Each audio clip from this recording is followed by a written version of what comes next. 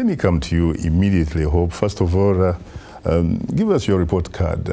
How was the Thursday event, in your view? Successful, immensely successful? Did it meet your expectations?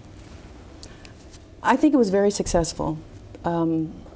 It's important to me that we bring the leaders of Africa, of the continent, to the United States, because it's a learning process for Americans and from people from the diaspora.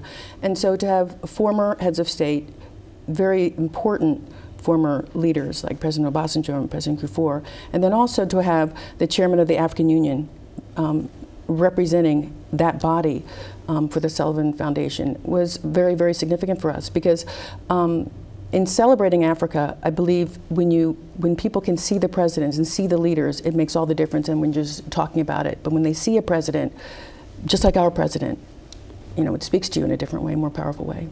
What about John Kufuor, the former Ghanaian president? Here is a man who happens to be a member of your board. Mm-hmm. Don't you see some sort of perhaps conflict of interest here? I mean, not that he doesn't deserve it, because he certainly does. President Clinton is also on our board. But after he has received your award, correct? President Clinton was a founding board member. Okay, okay. So in dealing with governments, with the summit, mm-hmm. it's important to be able to glean the wisdom from these former leaders. While they're no longer in positions of leadership, but their knowledge and their wisdom we can gain from them, and they share their information with the other board members, and then also help us plan the agenda for the summit, because right.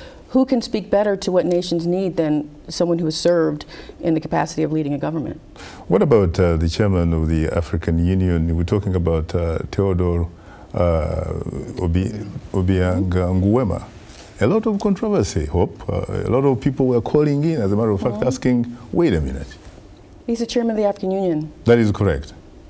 That's the only reason you... He's the chairman of the African Union. I believe when African leaders speak, I don't think anyone is in any position to judge.